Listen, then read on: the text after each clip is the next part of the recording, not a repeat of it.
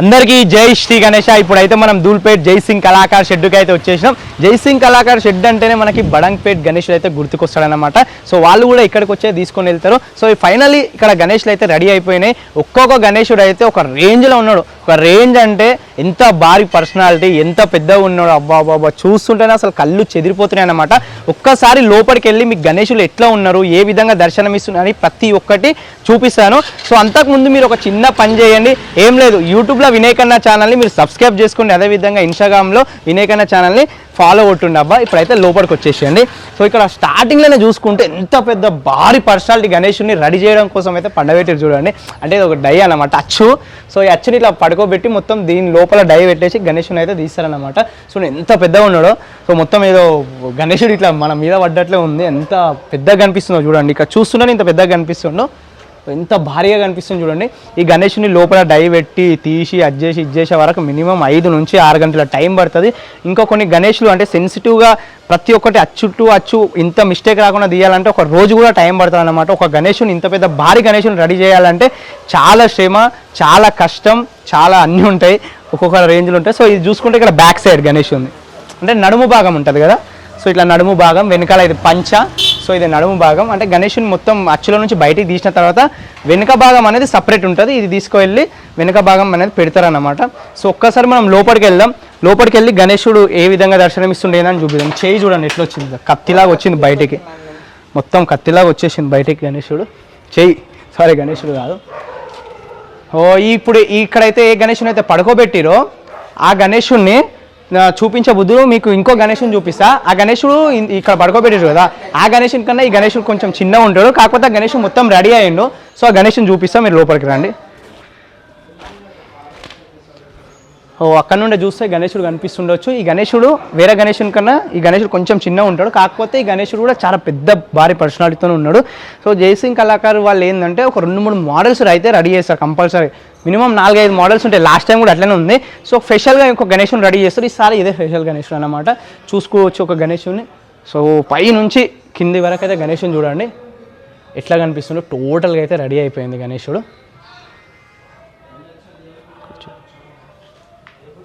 చూడ్డానికి చూడండి మొత్తం ఇట్లా ప్రతి ఒక్కటి ఆభరణాలు అవన్నీ ఇంతకుముందే పెట్టారు అనుకుంటా, అవన్నీ కనిపిస్తున్నాయి మీకైతే.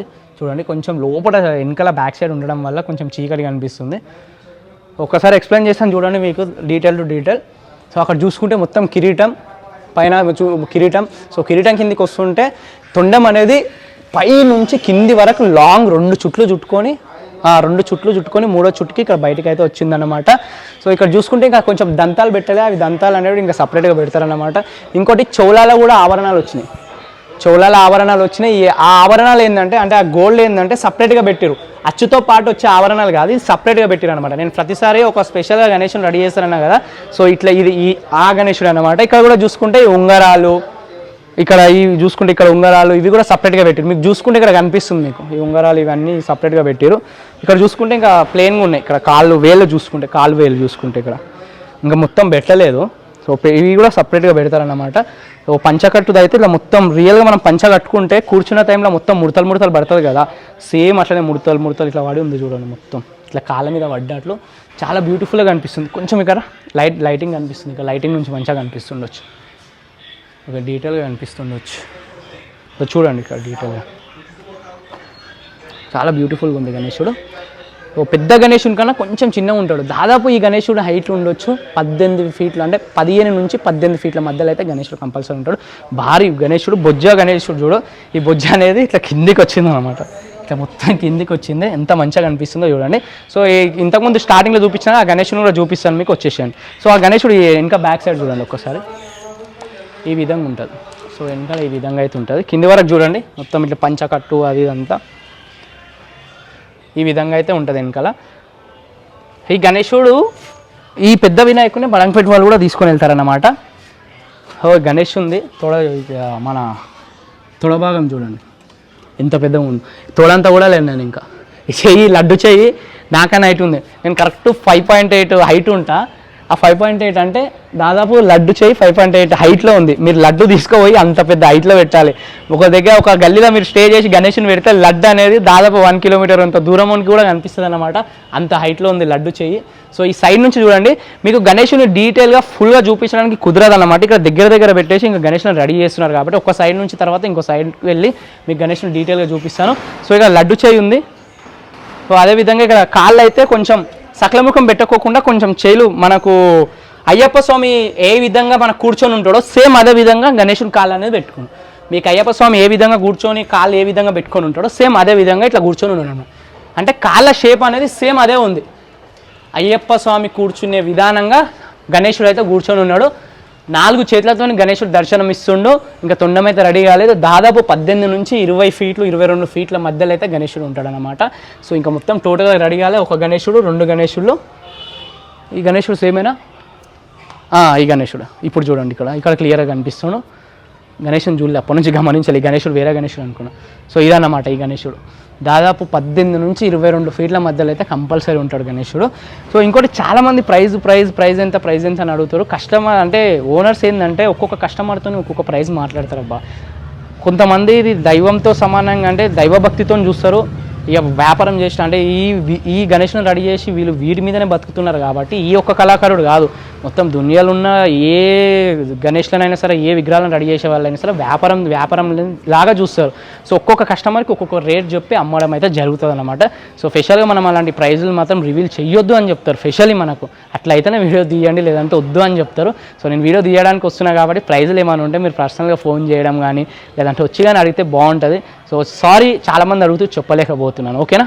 ఇంకోటి సో కొంచెం వెనకకి వెళ్తే మనకి ఇక్కడ చిన్న గణేశుడు చెప్పాను కదా మీకు, ఒక 4-5 రకాల గణేష్లను అయితే రెడీ చేస్తారు అనేసి. సో ఇంకా ఇంతకుముందు వెనకాల చూపించిన దానికన్నా ఇంకో చిన్న గణేశుడు. ఈ గణేశుడు ఒక దాదాపు ఒక 12 నుంచి ఒక 14-15 ఫీట్ల మధ్యలో అయితే ఉంటాడు అన్నమాట. సో ఈ గణేశుడు సేమ్ అట్లనే ఉన్నాడు. ఇంకా బొజ్జ అయితే మరీ కిందికి వచ్చేసింది.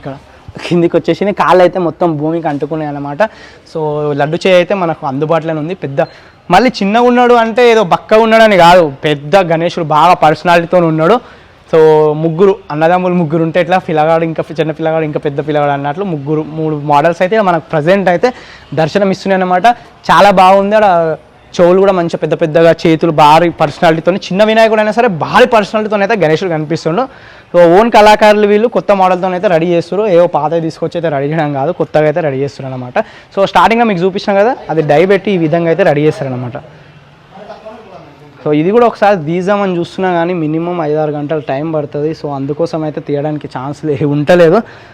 అంటే ఈ గణేశుడు అని కాదు, ఏ గణేశుడు అయినా సరే స్టార్టింగ్ నుంచి లాస్ట్ వరకు తీయడానికి అయితే ట్రై చేస్తాను. నేను చూపిస్తాను మీకు. ఒక్కసారి బ్యాక్ సైడ్ చూడండి, ఇక్కడ చూడండి ఒకసారి బ్యాక్ సైడ్ ఎంత పెద్దగా కనిపిస్తుంది ఒక బొజ్జ. సో ఇలాంటివి చూస్తే దిష్టి అయిపోతుంది, దిష్టి తగులుతుంది గణేశుడు. చాలామంది లైక్ చేసేటోళ్ళు ఉంటారు, చాలామంది ఇష్టపడేటోళ్ళు ఉంటారు. సో మళ్ళీ నిమజ్జనం టైంలో బాధపడేటోళ్ళు కూడా ఉంటారన్నమాట. సో జై శ్రీ గణేష. సో ఇది జై సింగ్ కళాకార్ షెడ్లోది అన్నమాట, బడంగ్పేట్ గణేశునికి సంబంధించిన అప్డేట్ అన్నమాట. సో ఇందులో నుంచి ఏదో ఒక గణేష్ బడంగ్పేట్ కూడా వెళ్తారు. లాస్ట్ టైం అయితే చాలా వరకు బెంగళూరుకి వెళ్ళింది, రాజస్థాన్కి చాలా ప్లేసెస్ కూడా వెళ్ళింది అనమాట. సో వీడియో నచ్చితే మాత్రం మన ఛానల్ని సబ్స్క్రైబ్ చేసుకోవడం అస్సలు మర్చిపోకండి. అదేవిధంగా కొత్త వాళ్ళు ఉంటే కొంచెం షేర్ చేయండి, ఫస్ట్ సబ్స్క్రైబ్ చేసుకోండి. ఇంకా మంచి అప్డేట్స్తో మీ ముందుకు వస్తాను. ఆ అప్డేట్స్ అన్ని మిస్ కాకుండా ఉండాలంటే మన ఇన్స్టాగ్రామ్లో వినయ్ కన్నా అఫీషియల్ అని ఉంటుంది, దాన్ని కూడా ఫాలో కొట్టండి, ఓకేనా. థ్యాంక్ యూ అందరికీ. జై శ్రీ గణేష.